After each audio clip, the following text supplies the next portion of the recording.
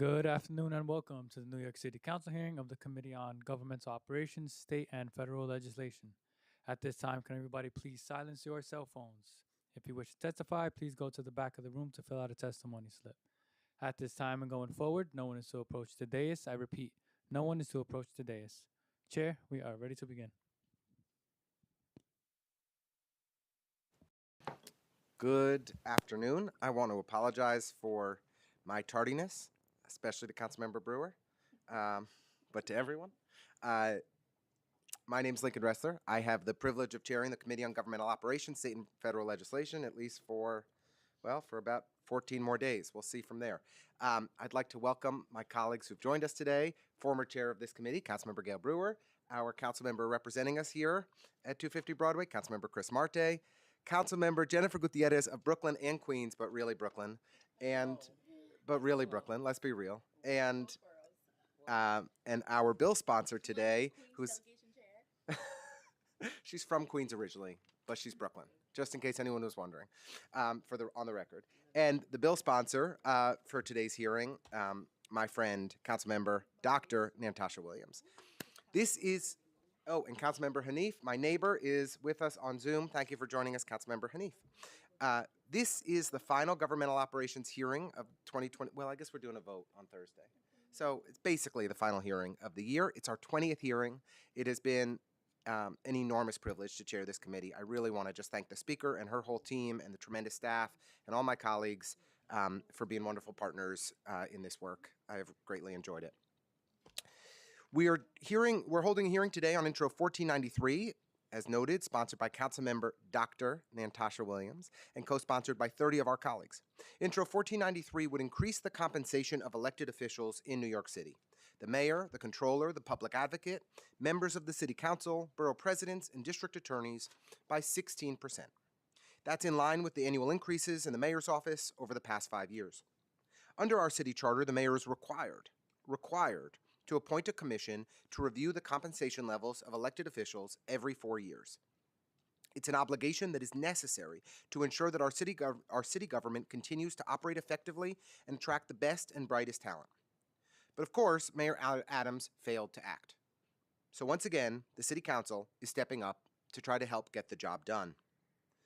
The last Quadrennial Advisory Commission was convened in 2015, when Barack Obama was president, when Steph Curry won his first ring, the year the Supreme Court legalized same-sex marriage, and at that point, we were endlessly debating the color of that damn dress. I don't know what color it was. Jen says it was blue. Indeed, over the past 40 years, since the Quadrennial Advisory Commission framework has been in place, we've never had such a long period of time, 10 plus years, without a commission being convened. The 2015 Quadrennial Commission, comprised of 3 individuals, all appointed by Mayor Bill de Blasio, and chaired by the, extraordinary Fritz Schwartz, was charged with reviewing the history of elected official pay, the salaries of agency heads and senior staff in city government, the salaries of elected officials in other major cities, and private and nonprofit sector salaries. But we don't need an in-depth study and a 170-page report to understand basic facts. Council members are currently paid an annual salary of $148,500. First Deputy Mayor Randy Mastro makes more than double that, $324,144. Indeed, Mayor Adams he has 8 other deputy mayors, if you can believe that. Fabian Levy is a deputy mayor. Kaz Daughtry, Suzanne Miles Gustave, Adolfo Carrion, Jeffrey Roth, Anna Almanzar, Tiffany Raspberry, and Camille Varlock each make more than twice as much as every member of the city council. They make $297,000 and $12,000 a year. In FY25, 16,452 employees, 16,452 city employees made more than a city council member. In the mayor's office alone, there are 130 staffers who make more than a council member, not including hundreds of lines in the mayor's office that are being hidden on agency environmental protection, but works out of the mayor's office. So there are many, many hundreds of staffers at City Hall who make consequential country have also increased on average 36% since 2015, more than double what's been proposed by this legislation. Legislators in Los Angeles, Philadelphia, San Francisco, Chicago, and San Diego all make more, and Washington, D.C., thank you, Councilmember, make more than a New York City council member. We've seen similar increases in nonprofit and private sector salaries. The salary increase we're discussing is lower than the rate of inflation over the last 10 years, which would have put councilmember salaries at well over $200,000. It's critical that we convince the best and the brightest, rather than just the wealthiest New Yorkers, to make the decision to run for public office. It is a profound honor and privilege to serve the city of New York. I can confidently say that not a single one of my colleagues ran for office because of the salary. However, it is a challenging and demanding job. Every single New York City Council member represents more constituents than the entire city of New Haven. The borough president of Brooklyn represents more people than the mayor of Chicago. On any given night, my colleagues can be found on the scene of fires helping ensure tenants are safe and housed, supporting community members impacted by gun violence, advocating for public benefits to be provided to people in need, or reviewing the $116 billion city budget line by line. My colleagues work 24/7 to deliver for our communities. Under this proposed legislation, a council member will make $172,500. And let me be clear, this is a high salary. There are thousands of New Yorkers, indeed hundreds of thousands of New Yorkers, who are struggling to put food on the table and pay rent today. And every single one of them deserves a living wage. We must continue to fight for higher pay for New Yorkers who need it, like paraprofessionals, EMTs, nonprofit workers, and so many more. But if we want to recruit the best and the brightest to serve in these critical roles and lead our city, we need to ensure the pay is not a deterrent for community leaders with college loans or astronomical daycare costs. The 2022 City Council broke records as the most diverse and the first female majority city council in our city's history. It is essential that leaders from underrepresented communities continue to consider public service. The proposed council member salary is still less than an agency head, less than 75 mayor's office employees, and 7,900. The charter has limited the council's ability to act on this legislation between a general election and January 1st. But I hope that the incoming council will take swift action to resolve this issue. And I hope, moving forward, mayors will appoint a salary review commission every 4 years, as is required by the city charter. I think it's worth noting that this commission, which is required by the charter to be appointed every 4 years, has been appointed twice in the last 26 years. So on average, since 1999, we've had 2 commissions. Two. One in the Bloomberg administration, one in the de Blasio administration, none in the Adams administrations. So there are questions about how well this process, as was outlined in the charter 40 years ago, is actually working. The charter has limited the council's ability to act on this legislation.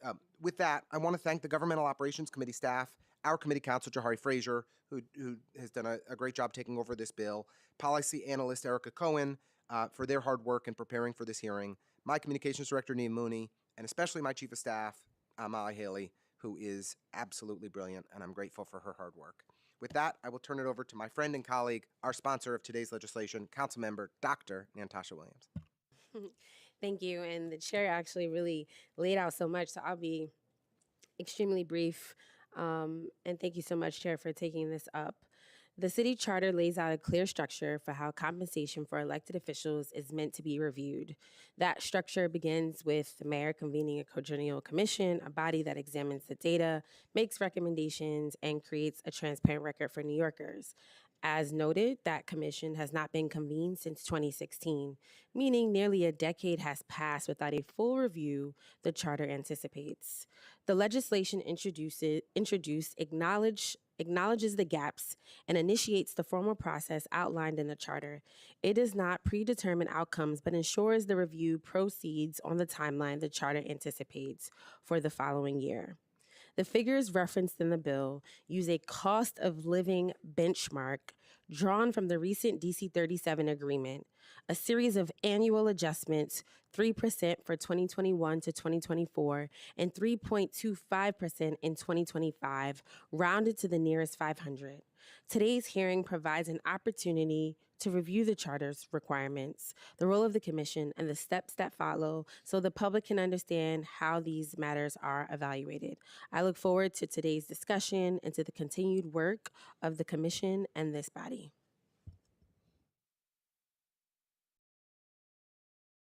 Thank you so much, Councilmember Dr. Natasha Williams. Never miss the opportunity to recognize her extraordinary accomplishment of getting a PhD while serving in the City Council. We've been joined by Councilmember Ina Vernikov. Thank you for joining us, Ina. Sorry? JD?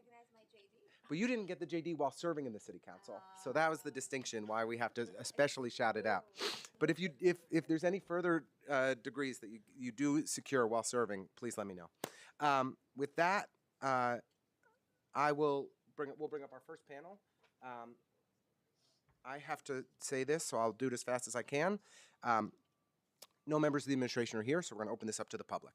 I now open the hearing for public testimony. I remind members of the public that this is a government proceeding and the decorum shall be observed at all times. As such, members of the public shall remain silent at all times. The witness table is reserved for people who wish to testify. No video or recording or photography is allowed from the witness table. Further, members of the public may not present audio or video recordings as testimony but may submit transcripts of such recordings to the Sergeant of Arms for inclusion in the hearing record. If you wish to speak at today's hearing, please fill out an appearance card with the Sergeant of Arms and wait to be recognized. When recognized, you will have 3 minutes to speak on today's hearing topic: compensation of the mayor, public advocate, members of the City Council, Borough President, Controller, and District Attorneys. If you have a written statement or additional written testimony you wish to submit for the record, please provide a copy of that testimony to the Sergeant of Arms. You may also email written testimony to testimony@council.nyc.gov within 72 hours of closing this hearing. Audio and visual recordings will not be accepted. For in-person panelists, please come up to the table once your name has been called.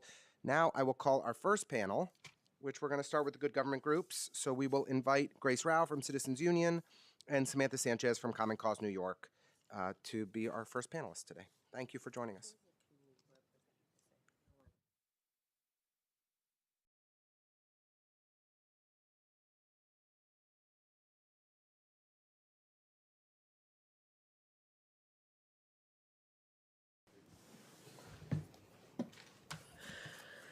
Great. Feel free to testify in whichever order you'd like. All right. Good afternoon. Thank you for having me. My name is Grace Rao. I'm the Executive Director of Citizens Union. I just want to thank you all for the opportunity to testify today, and thank you, Chair Ressler, for your leadership of this very important committee. For over a century, Citizens Union has been dedicated to honest and accountable government and fair and open elections. We have participated in many past reviews of elected officials' compensation, and that experience informs our testimony today. Let me be clear at the outset, elected officials should be well paid. Adequate compensation attracts strong candidates, allows people who are not wealthy to consider public service, and reflects the importance of serving the public. Citizens Union has long supported fair pay for elected officials. And there are also legitimate reasons to consider raising salaries now. Elected officials have gone nearly a decade without a pay adjustment, and the cost of living in New York has risen significantly. It is, however, possible to raise salaries through an honest, transparent, and credible process. But the legislation before you today does not do that.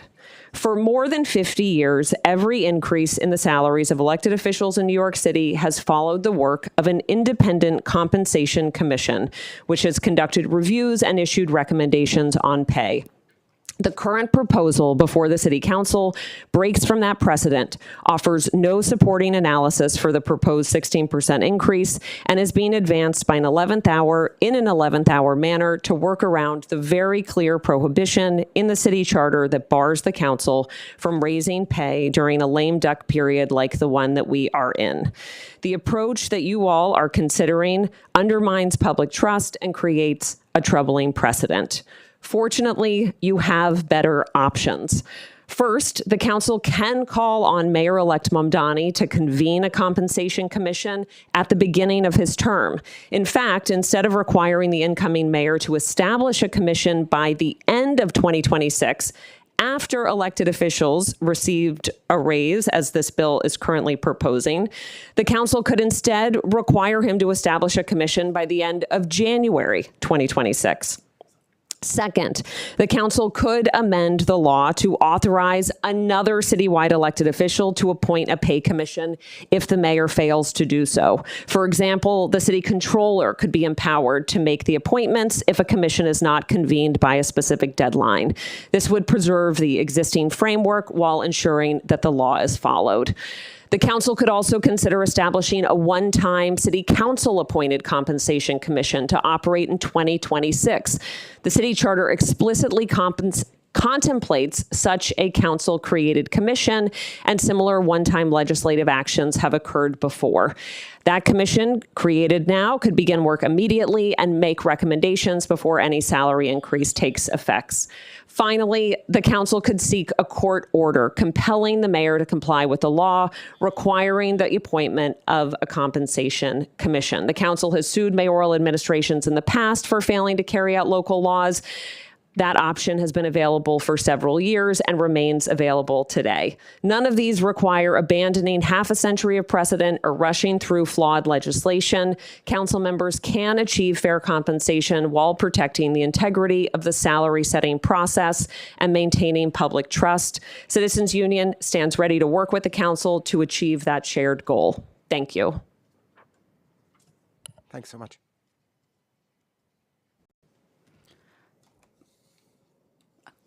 Good afternoon, Chair Ressler and members of the committee. My name is Samantha Sanchez, and I'm a policy manager at Common Cause New York, a nonpartisan organization focused on government accountability, transparency, and ethical governance. Common Cause New York does not oppose fair and reasonable compensation for public officials. In fact, we worked for years to support the last salary increase enacted in 2016, and we generally support periodic reviews of compensation levels, particularly given that no such review has occurred in the past decade.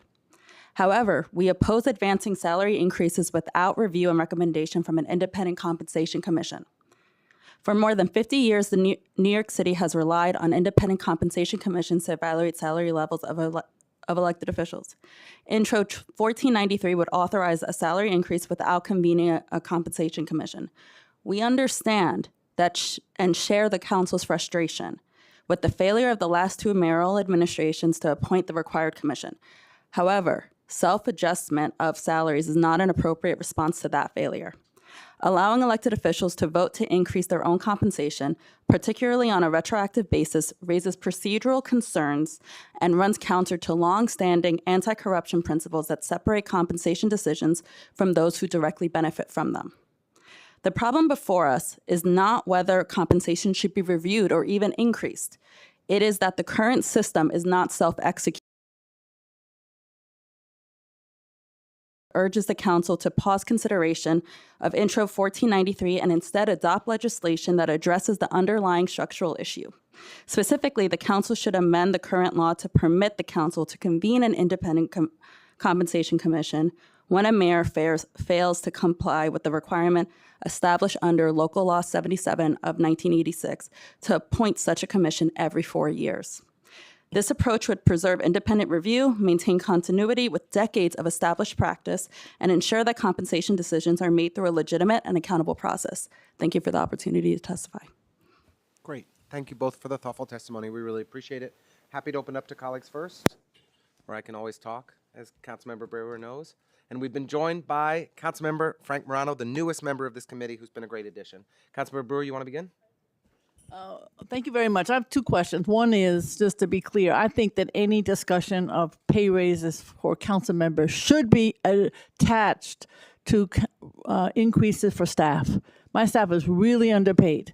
And in order to have increases for the members, I would like to see something more aligned along the same percentage or whatever is appropriate for staff. Is that something that you thought about in your discussions? In your you didn't mention it in your presentation. I can take it first. I think you raise a really important point. It's not something that we have addressed in our testimony today, but I think that that further makes the case for a pay commission, an outside commission, to assess what is appropriate.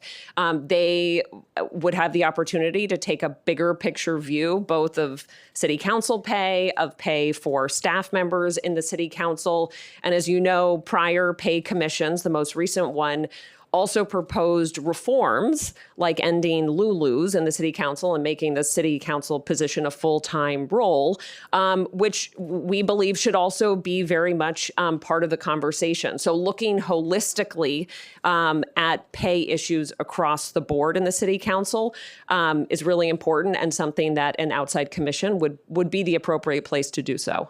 Also, do you think it would be a conflict to have the city council do its own commission? Would it be better to do the mayor, or you don't have an opinion?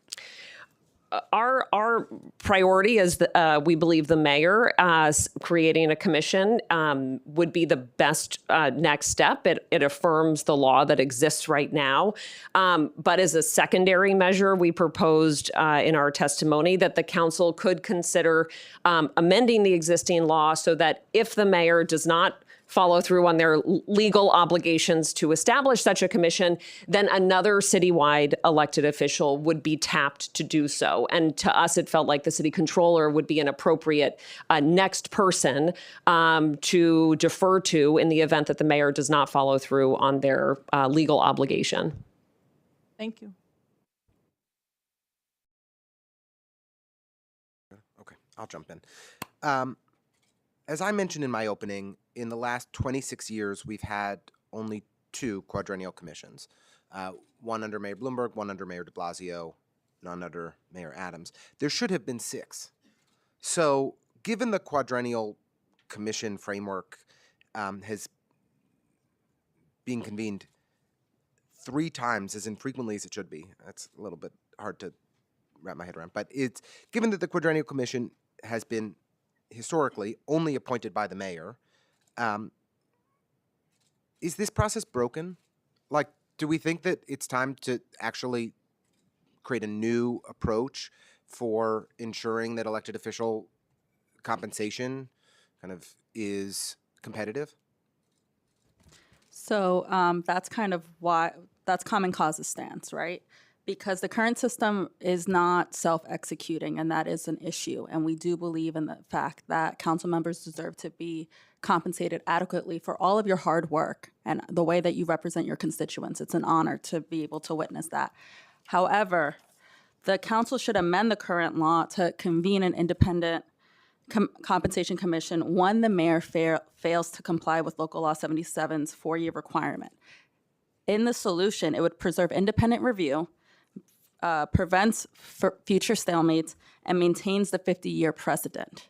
So in the event that the mayor fails to, then we believe that it is the autonomy of the council, if Local Law 77 is actually amended, to do so. And I would just point to our testimony and recommendations. We would say, first, we have a new mayor who's taking office on January 1st. I think the city council would be well served to call on the incoming mayor to create such a commission. On forward-looking, but I'm just asking broadly, is it broken? Like, it has not been working. Do you think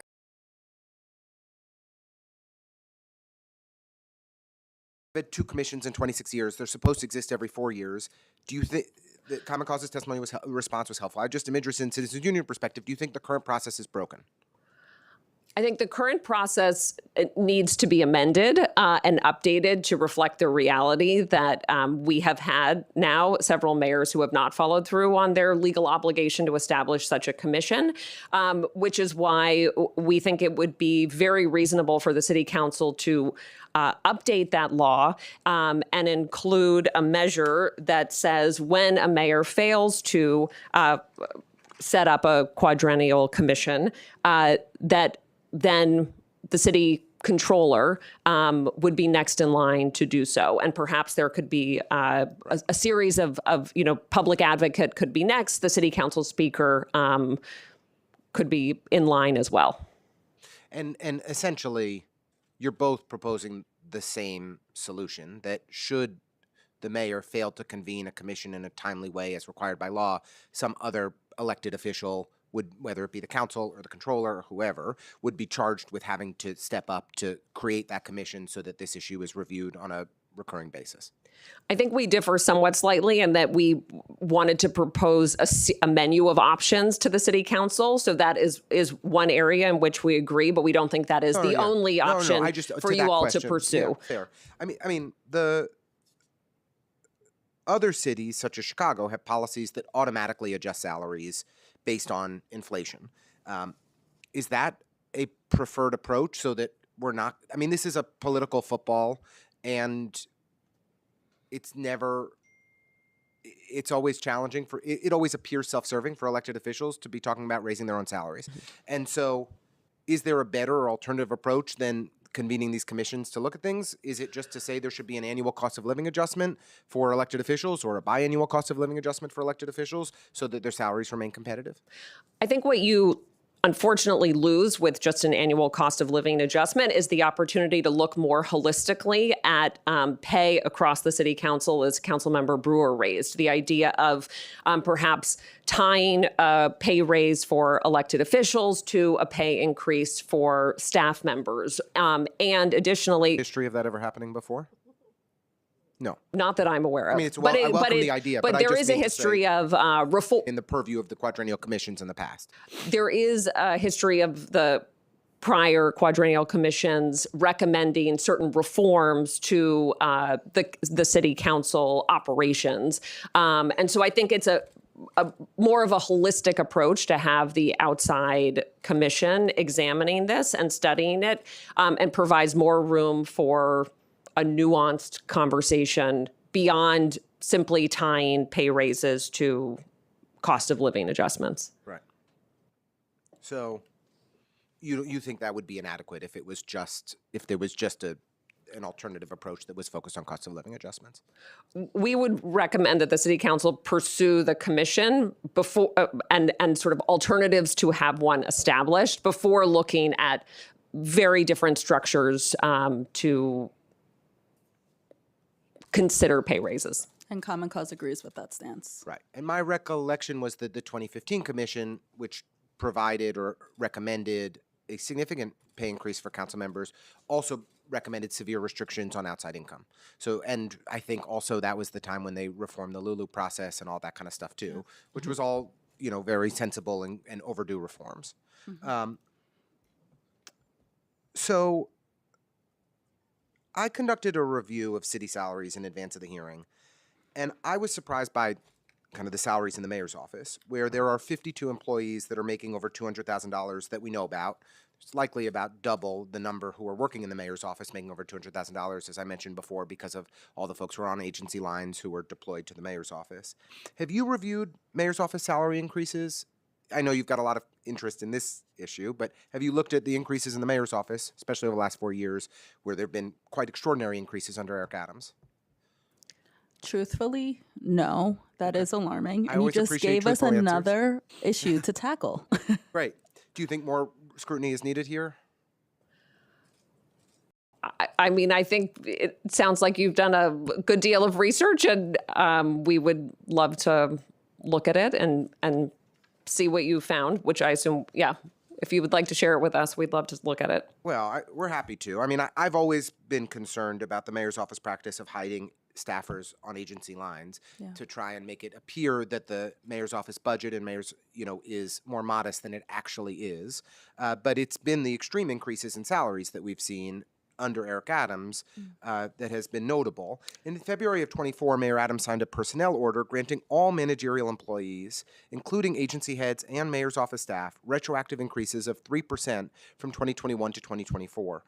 An increase of 3.25% in 2025.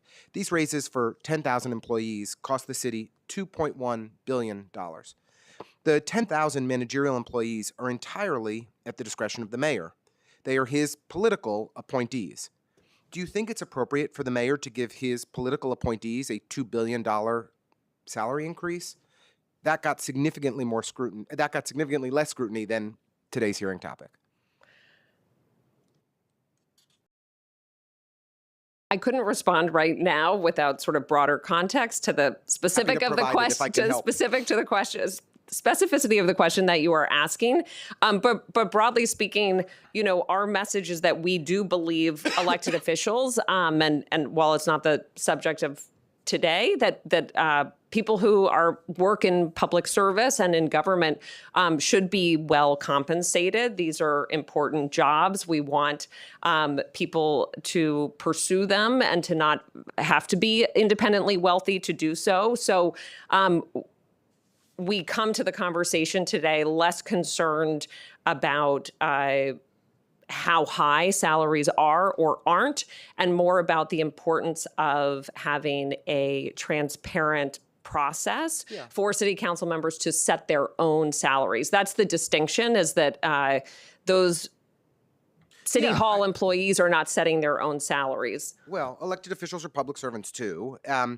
Look, an administrative assistant in the mayor's office who was making $92,000 in 2021 is now making $108,400 just based off the mayor's raises. There's no performance review, no analysis of their work, no studying of comparable salaries, just blanket across the board pay raises that aggregated to $2.1 billion that Eric Adams handed out to his political appointees.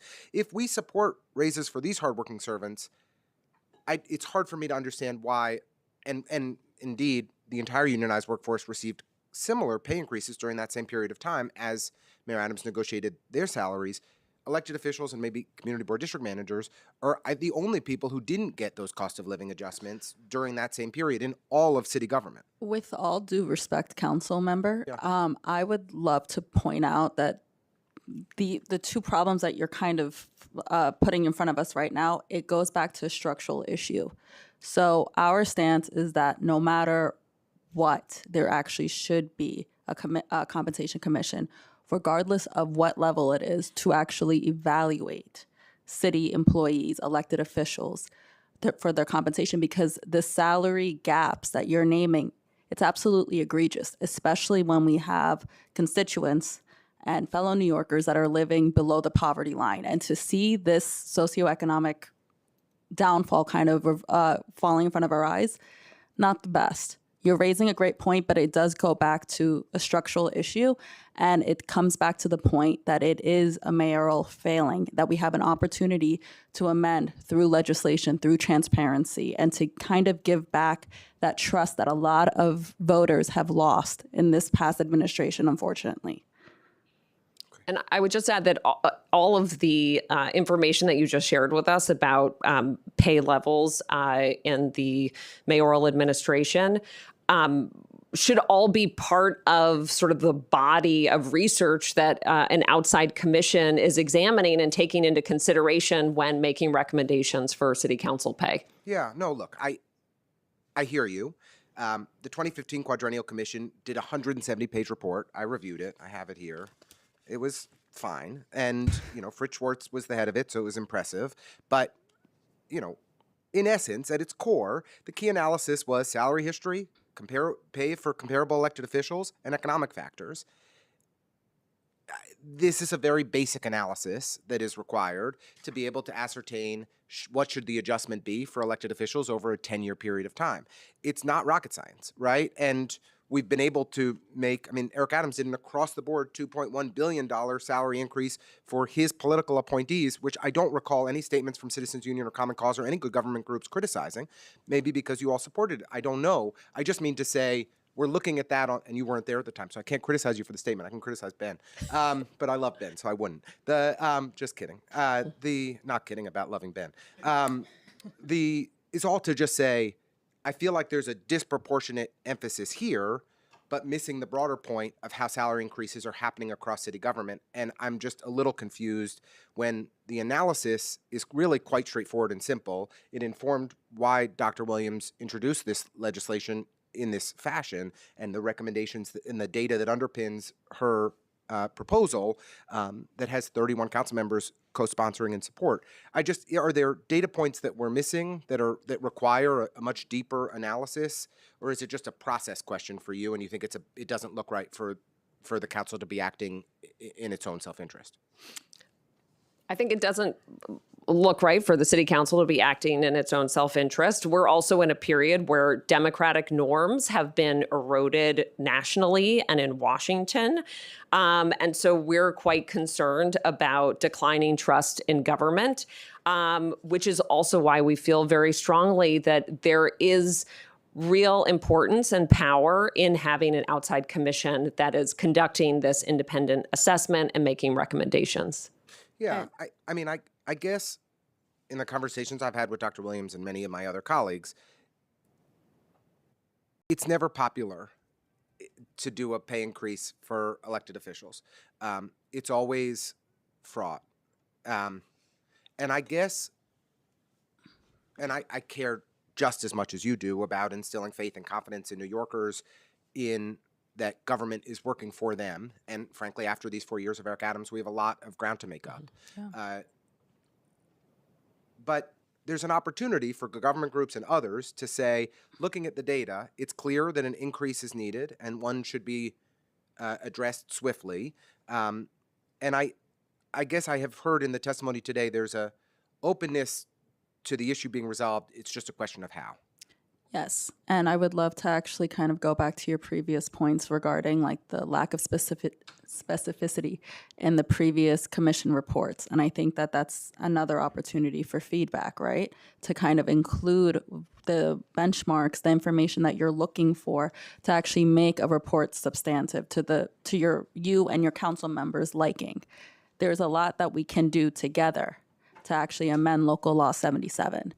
And I do apologize that we weren't here before. I've been here for 10 months and we are a staff of 3. There are many issues going on in this great state, but we are here now. And I can promise that moving forward, the same scrutiny is going to be applied across the board.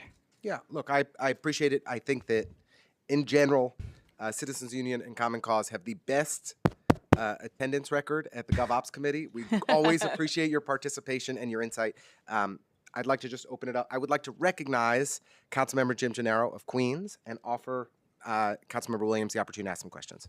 Yeah, no, just a statement that, like, I get it. It's completely the process. I think for our class of council members, I think it's also a timeliness thing that gets overlooked. And I am a hopeless believer in democracy, but oftentimes it's very hard to be deliberate in democracy, and it takes a lot of time. And so that's just the only thing I want to add. Like, I completely get it and I understand. And having commissions certainly are better for public consumption, but the public has always been upset about any raise, no matter how the raises have come. And there could be an argument on the timeliness. Maybe this is something that should have been taken up. But I think for most of the council, we're coming into our final term, and these commissions historically have taken time. And so this is why we try to find some form of a happy medium where it's, being intentional, not even looking back the 10 years. This, because if we look back 10 years, it would go much higher in terms of what was proposed, but really only looking at the last 4 years and being really sensitive to the raises that city workers have received over the last 4 years, using the same mechanism that they use, but to also say that this shouldn't be in replace of a commission, that we still do believe that a commission should be created. So no question, I just want to say that I do understand the dynamic and I do get what you're saying about process and completely understand. It's just, I think for many colleagues, timeliness of the commission and the commission's work is probably what the issue is as to why we've tried to find this sweet spot. I had one question that I just want to ask before passing it over to Councilmembers Morano and then Brewer. So if a commission were convened, whoever it may be appointed by, as we could talk through the different permutations, do you believe, based on your analysis in advance of this hearing, that compensation should be adjusted for elected officials when the commission recommends it, or prospectively for the next term? We think the gold standard is prospectively for the next term. That is the law. If you all were in the state legislature or were serving in Congress, any pay raise that you all were contemplating would need to be prospective. The 2015 quadrennial took effect immediately, right? Correct. So as I said, that would be the gold standard. It is not required by law in New York City for elected officials, but just noting that our state constitution, as well as federal one, does require sort of, if you were in Congress, if you were in the state legislature, you would be required to only approve a prospective pay increase. But none of those guys got term limits. I will take back that question and formulate a better response. I appreciate it. I just think it's worth noting a prospective pay increase that would take effect in 2030 means that a 15-year period elapsed without any change in the compensation level for elected officials across the city of New York. And when you look at, I mentioned the salaries of people like Randy Mastro who make $324,000 a year. The chancellor makes well over $400,000 a year. Every other deputy mayor in the city of New York makes twice as much as city council members.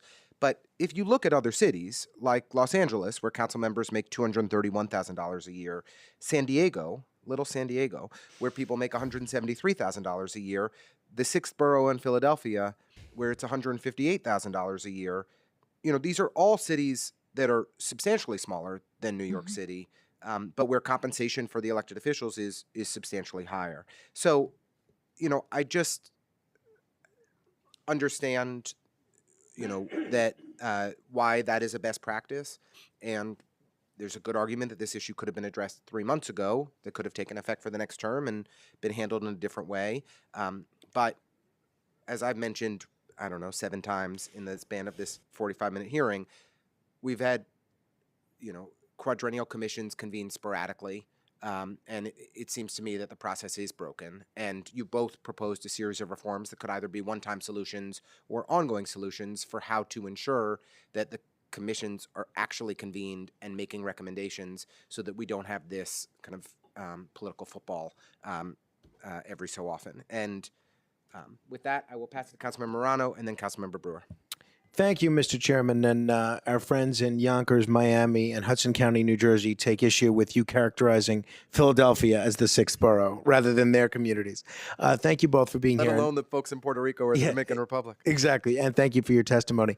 Just to follow up on what the chairman asked about the question of prospectivity, even if a commission were convened tomorrow, would Citizens Union and Common Cause generally support retroactive raises, or do you believe compensation changes should be always prospective to preserve public trust?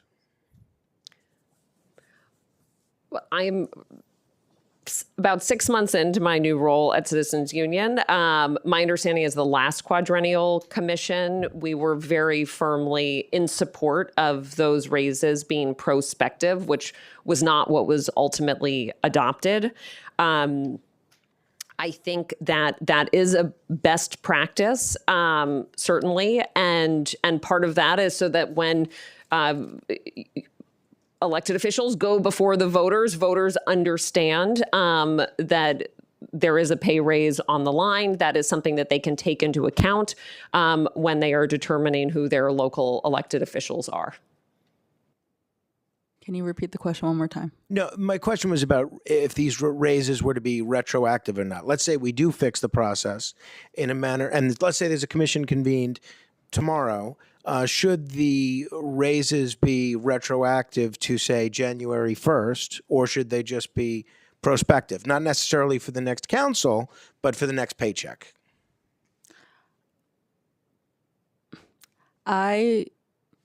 I don't think we actually have a problem with with retroactive pay, but moving forward, we would love to establish a standardized practice so that this issue doesn't occur again. Would you agree that allowing mayors to ignore the commission requirement for a decade and then bypassing it entirely weakens respect for the charter itself? Yes. Yes. And if the council could only act on one thing in the new year, either fixing the commission law or raising salaries, which would you both prioritize? I think that it's a respectfully, I think both can be accomplished by fixing the process. Agreed. So it's fair to say that both Common Cause and Citizens Union's position is not never raise salaries, but fix the system first, then let an independent body guide those decisions. Yes, absolutely, because all of you deserve to be paid adequately. It is an honor to be a public servant, and these problems that we've had with the past administration have been egregious, and it has degraded public trust, and it is a noble calling. Yes, you all deserve to be paid such. We believe elected officials should be well paid. We think it's really important to have adequate compensation to attract strong candidates and ensure that we don't only have people who are wealthy who feel like they can run for public office. Lastly, are there any suggestions that you'd make for a future charter commission beyond your suggestions of if the mayor doesn't impanel a commission, then the controller gets to, then the public advocate gets to? Are there any sort of mandates that would allow this commission not to be optional? Because it seems like it's a crummy situation we're all in because multiple mayors have just chosen to ignore the requirement to appoint a quadrennial commission.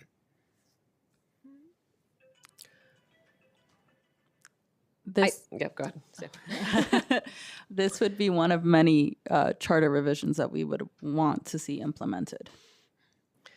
The current legislation, the current law clearly needs more teeth to compel the mayor to create such a commission. We think sort of setting up, amending the law to authorize another citywide elected official could provide the needed pressure on whomever is the mayor of New York to fulfill their legal obligation. And then, we also think we're having this conversation now. It's been 10 years since the city council has had a pay raise. The city council is filled with elected officials who are extremely influential, and the city council could and likely should be calling on the next mayor who takes office in January to follow through on this and create such a commission. So I think far too much time has lapsed. Clearly, there needs to be structural amendments made to ensure we're not in a position like this. One final question, if I may, Mr. Chairman. I apologize. You certainly may. You have no reason to apologize. Let's say there were an instance where there was, hypothetically, a mayor and a city council that were very hostile towards one another, that were at loggerheads. And the mayor, yeah, exactly.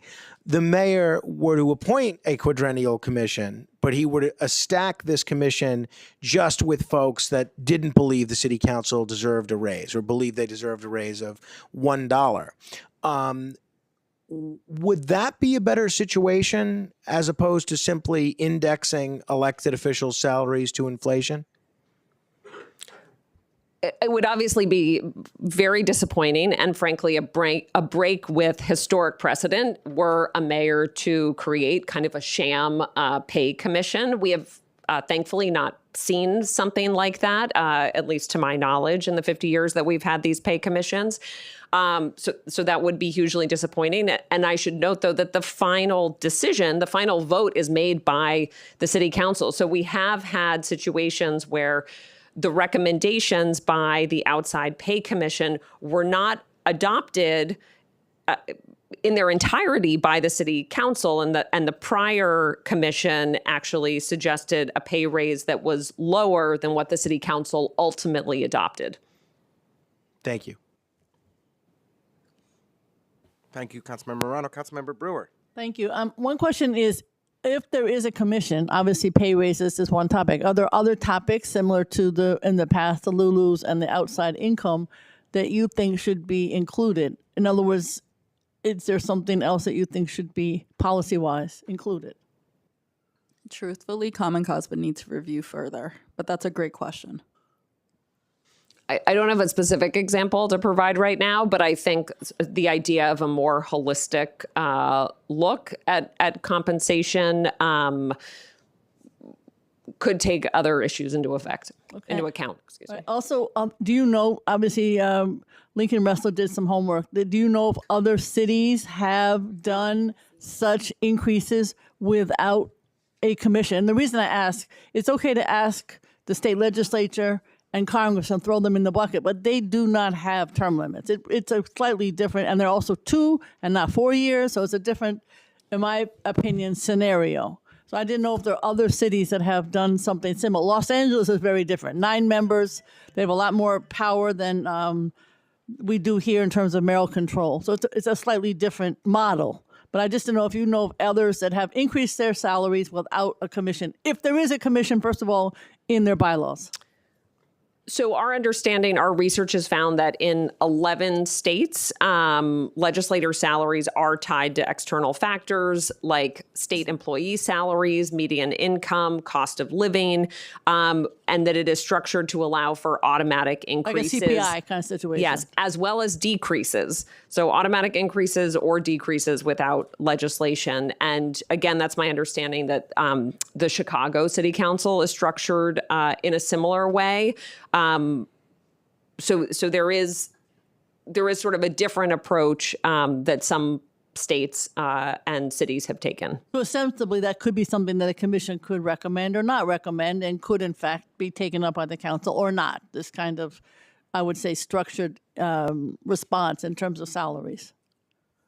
Yes, okay. They could consider that. Okay, thank you. Thank you, Councilmember Brewer. I do have one other topic. I just would like to, if I may, dig in to better understand Citizens Union's recommendations, so I just understand how it would work, if that's okay. Mm-hmm. And then unless Councilmember, we lost Councilmember Gennaro, so he's not going to ask any more questions. Unless Councilmember Williams has more questions. Do you have questions for us, Jim? No. Okay, good. So the idea to call on the mayor to appoint a commission in January, is that like we would propose legislation that would dictate that he has to convene a commission by January? So, yes, you could certainly pass legislation. I mean, we were sort of citing the language in the current bill before you that does call for the incoming mayor to establish a commission, but by the end of 2026. So one suggestion would be to amend the current bill to remove the pay increase entirely from it and update it to say that the incoming mayor would be required to establish a pay commission by the end of January 2026. We threw that out as a potential date to show that there is urgency behind the need to have this addressed. And every quadrennial commission, all of the appointees have been done by the mayor. Is that dictated by the charter? That is my understanding. And so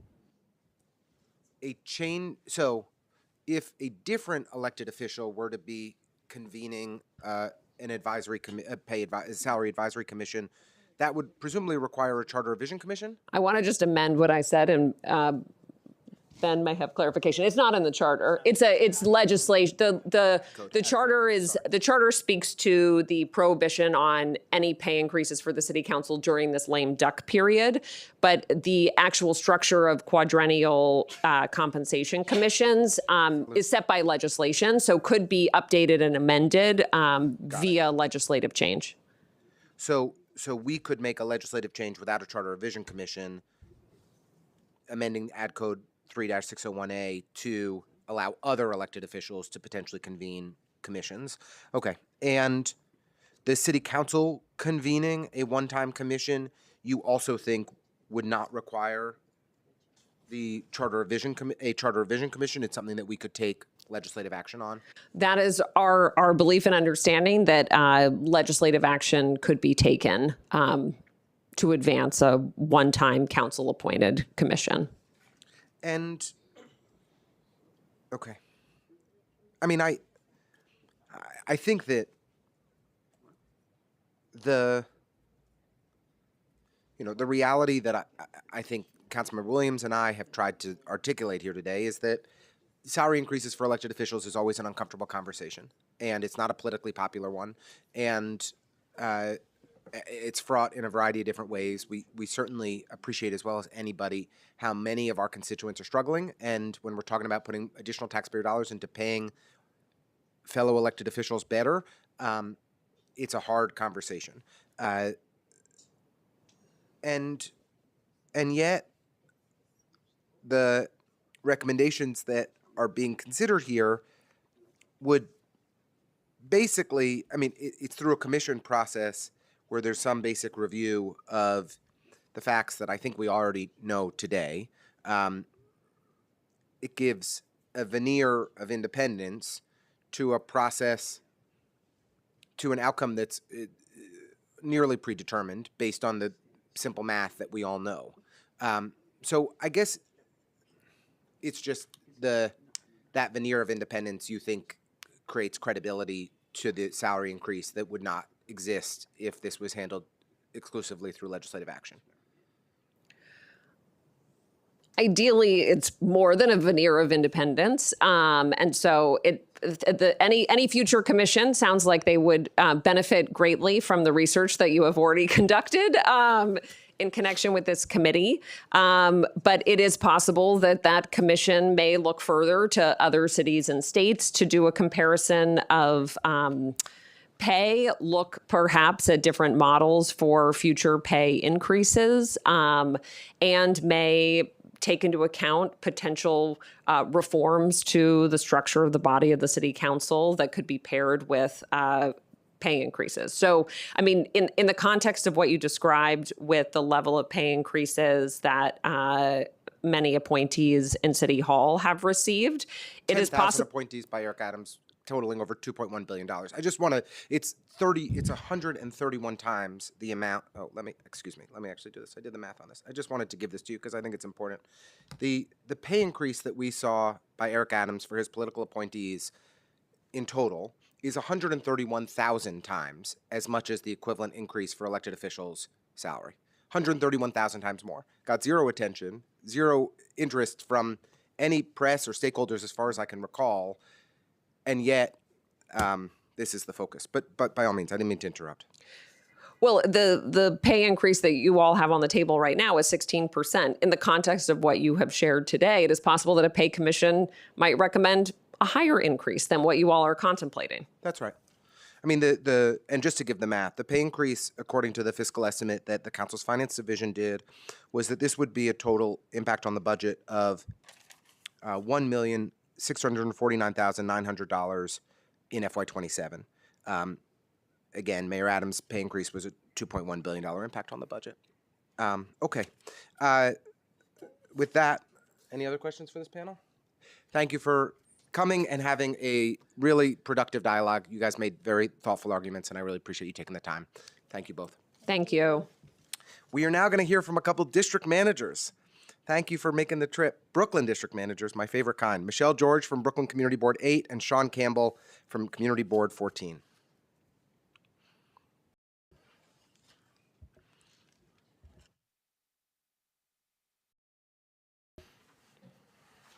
And feel free to testify in whichever order you prefer. Good afternoon. 1:13. You know, it's been a day. Good morning. Morning, Ms. George. Good afternoon again. Good afternoon, Chair Ressler and esteemed council. My name is Michelle George, District Manager of Brooklyn Community Board number 8.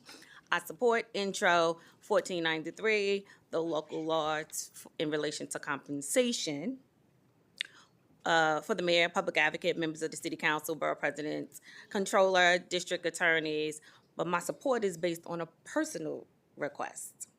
I believe that the justification for the legislation aligns with pleas of community boards citywide over the years for a baseline budget increase, because we have not had one in greater than 20 years. Like council offices, over the years, the responsibilities, workloads, and public expectation of these roles for community board staff have continued to increase. Unfortunately, our budgets have not, thus eliminating our ability to pay our staff accordingly, recruit more talent, and move with the times to utilize current and modern technologies. Unlike the council, however, most community board staff is only 2 to 3 people, meaning that there are fewer of us than in council offices to accommodate the expanding needs of our communities, many of us with over 100,000 residents. As council members rely on their staffers to help pull the load and minimize burnout of the actual elected official, so do we at the community board level, and need resources to minimize our burnout. All district office staffs require full-time focus, significant oversight of the volunteer membership to ensure they have what they need to engage the needs of the community, and constant engagement with complex issues that affect New Yorkers, such as the City of Yes initiatives, and in Brooklyn Community Board 8, the complex Atlantic Avenue Mixed Use Plan, known as AMA, that grew out of Brooklyn Community Board 8's M Crown proposal. Due to the budget constraints, our current salary levels no longer align with the realities of the work or the technology that is needed to meet the needs of our communities post-COVID and even otherwise. Intro 1493 brings the salaries of our legislative body up to date in a responsible way. And as such, I advocate for community boards funding to be added to this legislation or create a separate legislation for us in this vein so that community boards can experience the same benefits in a responsible, respectful, and humane manner. The increase for our baseline budget will accommodate rising inflation and the cost of living in New York City, as well as the level of continued education and commitment required to serve our districts and residents effectively. Thank you for an opportunity to testify. Thank you so much. I'll get it right this time. Good afternoon. Chair, council members, and those assembled here. My name is Sean Elise Campbell. I'm the district manager of Brooklyn Community Board 14. And I am here today to speak to and acknowledge the justifications noted in the memorandum of support of this intro. I note that this 16% pay increase, the first in 10 years, is described as updated, an updated compensation meant to address the increase in responsibilities, workload, and public expectation of the roles of this and adjacent public bodies in order to serve effectively. I also want to note that the salary alignment and the mechanisms proposed to ensure compensation safeguards requiring the mayor to convene a compensation advisory commission and to ensure the transparency and predictability going forward. As evidence of my agreement of these tenets is the very testimony that I presented before this body back in the spring in support of budget increases for community boards.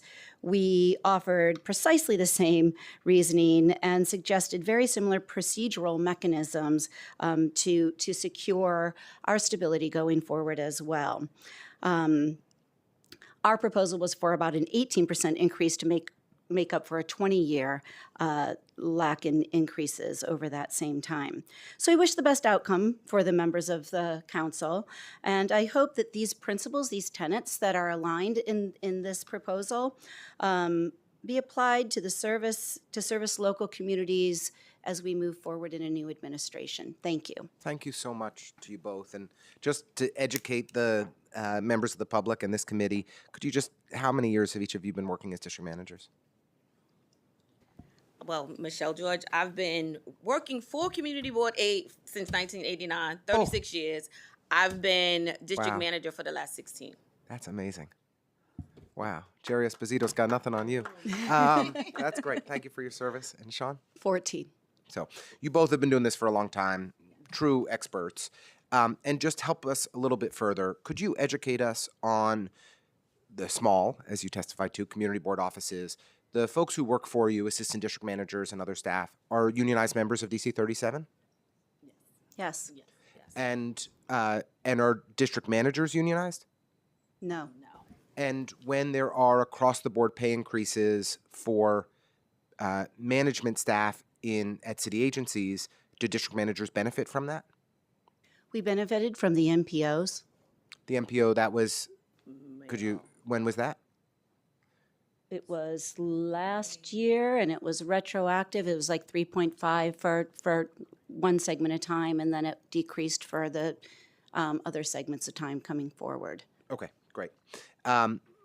So if there was a consideration in the future to adjust elected official salaries based on inflation or cost of living increases, would it be sensible to also include district managers as a part of that process, or would you think that should be handled differently?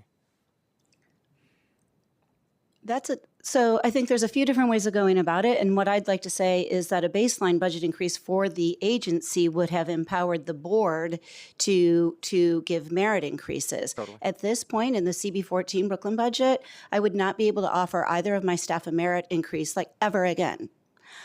So we would depend on the collective bargaining increases that they get to retain them. And because they're both brilliant and talented, I foresee a time when they will be attracted to other jobs. Got it. And So, at community board number 8, my staffer, who's a community coordinator, she has a really good salary. I can't even hire another full-time staffer. So I have a college aide, a part-time college aide. It's really difficult. and just to put a finer point on it, when you all get those, when the MPO happened, did that come out of the community board? No, it's separate and apart from the community board budget. It augments the budgets, which is why if you look across community boards, we're supposed to have the same budget, but there's some variability based on the percentages affecting different baselines differently. Got it. And if somebody's been there for a long time, then it's likely. Got it. Okay, that's all very helpful. And I'm grateful for your testimony. Do you have any questions? No. Councilmember Gennaro, Councilmember Brewer, Councilmember Brewer, followed by Councilmember Morano. I just want to say I am 100%. We've been dealing with this issue since long time, 2002 for me, and I feel strongly that you need more money. So I don't know that it'd be part of the elected officials' discussion in terms, but I think that this city council should be much more aggressive. I think I've said this in the past, Mr. Chair, that we should have more aggressive support for the community boards. So I allocate funding because nobody else is doing that for my boards. Thank you. For the record, we have, as one of our 20 hearings over the last 2 years, we had a hearing focused on reforms to community boards. We've passed a number of important pieces of legislation to support community boards, and I strongly agree with you that more resources are needed to support our community boards. When I worked in the de Blasio administration in his first term, there was a meaningful commitment of resources to community boards, but I don't think there's been any real commitment since. And that was my commitment. I'm sure it's all the good things happen thanks to Gare Brewer's smart advocacy, and we're grateful for it. Right on. Councilmember Morano. Well, first of all, thank you both for your service. As a longtime member of my community board, I recognize the difficulties and the challenges and the incredible work that district managers do, and thank you for your testimony. I completely agree with you and Councilmember Brewer, and it's one of the reasons that I've used my discretionary budget to supplement some of the shortfalls in things that the community boards need. A couple of quick questions. Talking about money and compensation, there have been proposals from time to time to provide a small stipend for individual members of the community board. I'm curious what impact you think that would have on each of your boards if something like that were to be implemented.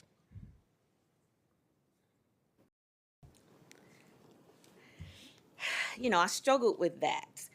I think this is a commitment, a local commitment. I personally don't think the stipend would be good because I think the board members will show up just to get paid. Because if you're really committed to doing this work, you'll do it whether you're getting paid or not. So we struggle to have a quorum sometimes. So I don't know that they would. I know that they will come just for the money. They would just come just to get the stipend. That's community board 8's members. I'm not sure that it would be a good thing for us. Yeah, it sort of diminishes the nobility of volunteerism. So I'd be concerned about that. I'm not sure exactly what proposals you're referring to because some of them have been to offset childcare costs or caring for a member at home. I know that in the charter, I said I know, and then I said that questioningly. I believe that in the charter, there's some note about compensation for travel. So perhaps if there was a fine enough point on it, and it was a finite and amount, it might be worthy of consideration. But paying for volunteer time sort of it goes against the definition of volunteer time. Not directly related to the financial issue, but potentially something that could make each of your roles more burdensome and more important and possibly deserving of more money, is we are coming up against the first community board members that are going to be term limited. The voters of New York City, against council member then Borough President Brewer's advice, decided to implement a charter change that term limited the community boards. I'm curious, what impact do you think that, whether it's financial or functionally, the term limits are going to have on each of your community boards? May I? Huge. It's already impacting the day-to-day, the amount of management to bring people up to speed. Community Board 14 also has a transition committee, an ad hoc transition committee that's trying to ensure that the turnover and knowledge is sort of supported with mentors to incoming board members, but is really big. The amount of work that we have to do to administer and recreate committees is big. It's impactful. And for community board number 8, the first round of board members to be term limited out are the members who have been on the board the longest. So we're losing all that history. It's going to be definitely challenging for community board 8. My final question is, I've proposed legislation which 19 of my colleagues have co-sponsored that would give council members the authority to appoint half of the community board members rather than just make them recommendations that the borough president has to appoint. I'm curious, since you're on the ground and dealing with these members firsthand, how do you think that reform, if it were implemented, would impact the work that you're doing? I think we would feel the difference less in Brooklyn, where there has been a history of the three, and then I know the one before, the 3 borough presidents who've served while I've been there have always been so respectful of the nominations that it feels as though they're appointments. So I don't want to speak for other boroughs, but I think in Brooklyn it would be a little less noticeable. Mm-hmm. I agree with Sean. Thank you. Thank you. The nicest thing that was said about Eric Adams this entire hearing. With that, thank you both for being here. I really appreciate it. I'm just kidding. Not kidding. I'm not. It was an accurate statement. Gail thinks I should be nicer. She's probably right. Thank you both for being here. We really appreciate it. Thanks for the thoughtful testimony. The final panelist for the day, and a frequent flyer at this committee and many others, Christopher Leon Johnson. Thank you for joining us, Chris.